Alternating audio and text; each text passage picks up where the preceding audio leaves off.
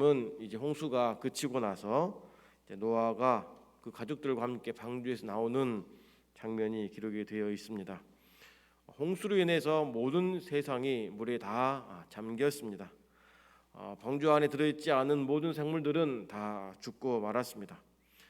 이제 하나님은 방주 안에 있던 남은 자들, 노아와 그의 가족들, 그리고 모든 그 생물들을 위해 일하시는데 먼저 바람이 불게 하셔서 물이 마르게 하십니다. 홍수 시작 150일 만에 가장 높은 육지가 드러납니다. 거기서 이제 아라랏산에 방주가 머물게 되고 또 150일이 지났을 때에 완전히 물이 이제 마르게 되는 것이죠. 그러니까 물이 가득할 때와 땅에 멈출 때, 멈춘 이후 물이 마를 때의 날수가 거의 같습니다. 배가 땅에 걸려 멈춘 지 이제 3개월이 지나서 73일이 지나니까 산들의 봉우리들이 이제 보이기 시작합니다. 노아가 이제 배가 이미 멈추었기 때문에 밖의 상황이 매우 궁금했겠지만 문 열지 않고 아직 기다리고 있습니다. 40일이 지난 후에 노아가 한 일은 이제 까마귀를 밖으로 보내는 일입니다. 보냈을 때에 얼마나 긴장이 되고 떨리고 그런 마음이었겠습니까? 그 후에 7일 간격으로 이제 비둘기를 보냅니다. 두 번째 비둘기를 보냈을 때에 오늘 11절에 있는 것처럼 감람새 잎사귀를 물고 돌아옵니다. 이것은 이 땅이 더 많이 드러났다라고 하는 의미인 것입니다. 세 번째 비둘기를 보냈을 때는 이 비둘기가 돌아오지 않습니다. 그때가 언제냐? 12월 1일이 되는 것입니다. 그러니까 물이 150일 동안 완전히 감아지고 땅이 완전히 드러났다고 한다면 그때가 바로 12월 17일이다라고 하는 것입니다. 그리고 비둘기가 돌아오지 않는 때도 17일이 지났다라고 하는 것이죠. 그동안 이미 배가 오랫동안 멈추었고 물이 완전히 마를 동안 그 시간이 긴 시간 동안 아직까지 노아는 배 안에 갇혀 있던 것과 같은 상황인 것입니다. 그러니까 밖의 상황이 얼마나 궁금하겠습니까? 그러나 기다립니다. 문 열지 않고 기다립니다.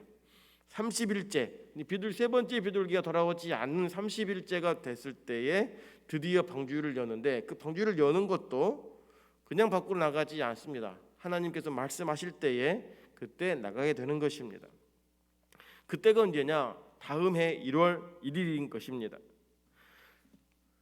하나님께서 말씀하시기 전까지 이 노아는 갇혀 있었지만 그 나가기 전까지의 노아는 마음이 굉장히 불안과 염려도 있었을 것입니다. 한 번도 경험해 보지 못했던 그 홍수에 대한 공포를 겪었기 때문에 그 두려움은 이루 말할 수 없었을 것입니다. 말씀드린 것처럼 더 중요한 것은 물론 두려움 때문에 밖에 나가지도 못했겠지만 하나님의 말씀이 없었기 때문에 나가지 않는 것입니다. 방주를 지으라 하신 이도 하나님이셨고 방주에 들어가라라고 하신 것도 하나님이셨고 방주의 문을 닫으신 것도 하나님이셨기 때문에 여신 분도 하나님이심을 알아서 노아는 그 순리를 따라서 기다렸고 말씀에 따라서 나오게 되었다고 하는 것입니다. 그래서 2월 17일 땅이 완전히 마른 것을 확인하고 땅을 보면서 지낸 지 47일 만에 하나님의 명령에 따라서 밖으로 드디어 나오게 되었다고 하는 것입니다. 하나님은 물이 쏟아지는 것도 그리고 물이 마르는 모든 그 시간들도 시간의 순리를 지키셨습니다. 갑자기 물이 빠지는 것이 아니라 물이 감하는 그 바람의 자연적인 시간들도 따르면서 하나님이 자연을 다스리고 있음을 우리는 알 수가 있는 것입니다. 노아가 밖으로 나올 때에도 시간이 필요한 것입니다. 그냥 나오는 것이 아니라 하나님 그 긴 시간 동안 우리가 볼 때는 답답하고 무료하고 괴로운 시간이었을 수 있겠지만 그 시간이 필요했다고 하는 것입니다. 왜냐하면 그 시간은 노아에게는 참아내야 되는 인내하는 그 배우는 시간이 필요하다고 하는 것입니다. 어쩌면 하나님의 말씀을 받을 하나님의 말씀이 들려질 그때까지 기다렸다 하는 것이죠. 의미대로 노아가 홍수 전에 사람들의 마음이 자기의 감정대로 보는 대로 끌리는 대로 행동했다고 한다면 노아는 철저히 하나님의 말씀에 의지해서 살았다고 하는 것입니다. 말씀의 신호가 주어지면 움직였고 말씀의 신호가 들리지 않으면 그대로 있을 때까지 기다렸던 사람이 바로 노아였다라고 하는 것입니다. 그렇게 보았을 때 우리는 어떻습니까? 마음이 조급하고 급하면 내가 먼저 일을 치르려는 일들이 굉장히 많습니다. 기도하고서도 조급하면 내가 먼저 행하려는 일들이 참 많이 있다고 하는 것이죠. 결국 아브라함이 그렇지 않습니까? 이삭을 주겠다고 했지만 그걸 기다리지 못하고 인간적 방법을 취함으로 말미암아서 이스마엘이 얻어지는 그 안타까운 일들이 벌어진 것처럼 하나님의 때가 분명히 있는데 이걸 기다리지 못하고 참아내지 않는다면 또 다른 고통과 고난이 우리에게 찾아올 수 있다. 그런 의미에서 노아는 답답할지라도 하나님의 말씀이 들려질 때까지 기다렸다라고 하는 것입니다.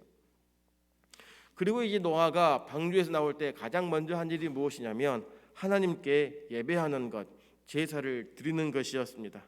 엄청난 일을 겪고 나서 어쩌면 트라우마를 입었을 수 있습니다. 충격 속에서 그 헤어나오지 못할 수 있겠지만 그 상황 속에서 자기와 자기 가족들을 지켜주신 하나님께 감사하는 마음을 잊지 않았다고 하는 것입니다. 하나님께 감사하는 마음, 그리고 만물의 주인이 하나님이시구나 이것을 깨달아서 가장 먼저 땅을 밟고 나서 예배했다, 제사를 드렸다고 하는 것입니다. 21절에 보니까 여호와께서 그 향기를 흠양하십니다. 하나님께서 노아의 예배, 즉 제사를 기뻐 받으셨습니다. 그리고 그 중심에 이르기를 하나님이 그 마음속에서 어떤 말씀을 하시느냐면 21절 우리 다시 한번 끝까지 읽어보겠습니다. 시작. 여호와께서 그 향기를 흠양하시고 그 중심에 이르시되 내가 다시는 사람으로 인하여 땅을 저주하지 아니하리니 이는 사람의 마음에 계획하는 바가 어려서부터 악함이라. 내가 전에 행한 것 같이 모든 생물을 멸하지 아니하리니. 아멘. 전에 행한 것 같이 이제 다시 모든 생물을 멸하지 않겠다 이렇게 다짐을 합니다. 왜냐하면 21절 우리가 읽었던 것처럼 사람의 마음에 계획하는 바가 이제 악하기 때문에 이 악함 때문에 더 이상 매번 심판하지 않겠다라고 하는 것입니다. 이것은 은혜를 주시겠다라고 하는 것입니다. 은혜의 선포를 우리에게 말씀하십니다. 이 은혜를 베푸는 데 있어서 하나님께서 노아에게 또 인류에게 은혜를 베푸시는 데 있어서 가장 중요한 역할이 무엇이냐면 노아가 하나님께 예배했다고 하는 것입니다. 흠양하시고 그 향기를 흠양하시고 나서 하나님이 말씀하신 것입니다. 그러니까 노아의 예배가 하나님을 감동시킨 것입니다. 홍수는 사람의 죄악으로 인해 하나님의 마음이 하나님의 분노를 일으켜서 심판하시고자 하셨지만 노아의 그 예배를 통해서 하나님의 마음이 감동됨으로 더 이상 심판 내리지 않겠다고 하는 것을 은혜 베푸시는 하나님으로 우리에게 다가오게 하셨다고 하는 것입니다. 그만큼 예배가 중요하고 소중하다고 하는 것을 우리에게 말씀하고 있는 것입니다. 매번 드리는 예배가 뭐 별거냐라고 할 줄 모르겠지만 하나님은 우리 예배를 받으시고 예배를 통해 은혜를 베푸시고 예배를 통해 복을 주시는 분이심을 믿으시길 바랍니다. 예배가 하나님과의 관계에 푸는 문제 열쇠인 것입니다. 그러니 하나님 앞에 가까이 나아가 예배하면 하나님은 우리 삶의 모든 얽히고 설킨 문제들을 풀어주시고 열어주시고 인도해 주시는 분이심을 믿으시기를 바랍니다. 그러니 예배는 아무것도 아닌 것이 아닙니다.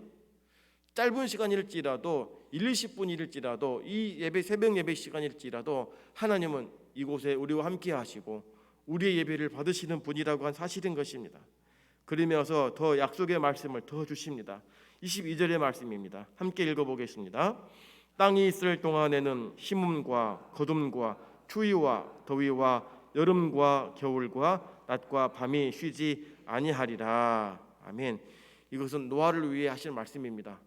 내가 책임져 주겠다. 너의 삶에 있어서 내가 자연 만물을 다스려서 너의 삶을 붙들어 주겠다라고 하는 것입니다. 노아 이후 세대의 사람들에게도 이제 하나님께서 보호해 주시겠다. 걱정하지 말아라. 삶을 내가 윤택하게 해주겠다라고 하시는 하나님 은혜의 말씀을 주시는 것입니다. 오늘날 우리들이 걱정해야 하는 것, 이 땅의 멸망이 아닙니다. 코로나의 질병으로 우리가 어떻게 될까에 대한 두려움이 아닙니다.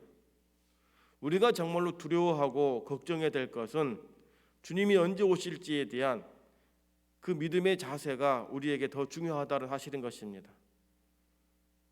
주님은 도둑같이 오신다고 말씀하셨습니다.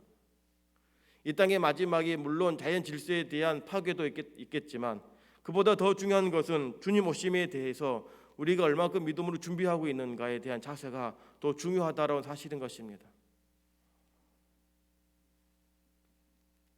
따라서 우리의 믿음이 변질되지 않도록, 멀어지지 않도록 하나님과의 친밀한 교제가 매일 있어야 합니다. 노아는 그 가족들과 홀로 노아의 자기가 만든 방주 안에 오랫동안 머물렀을 때에 하나님만 바라봤을 것입니다.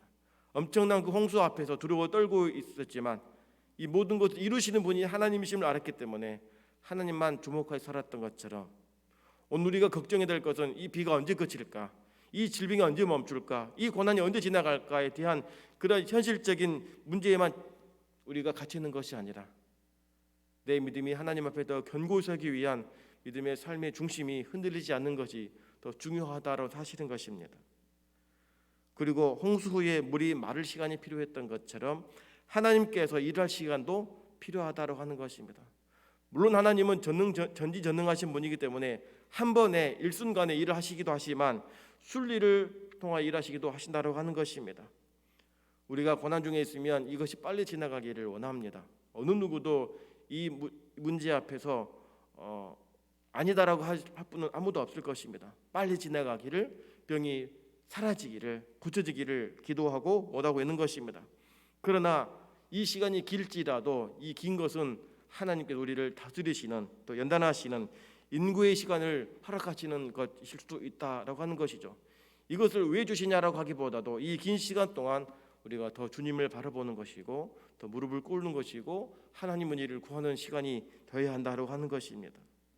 성도 여러분, 우리의 삶은 우리의 시간표대로 절대 흘러가지 않습니다.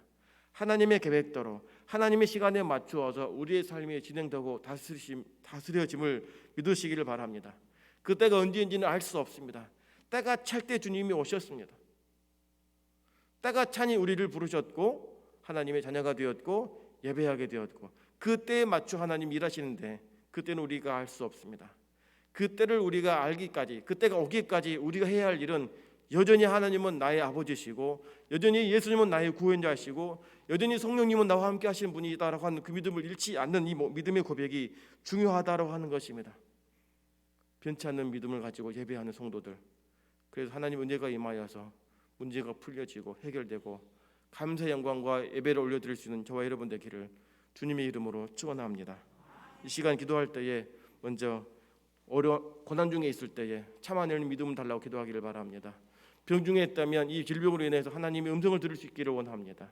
마지막으로 오늘 예배입니다. 온종일 예배할 때에 하나님께 기쁨이 되는 예배가 되기를, 말씀의 은혜가 넘치기를 함께 다 같이 주님의 이름 부르짖고 기도하겠습니다. 주여, 주여, 주여.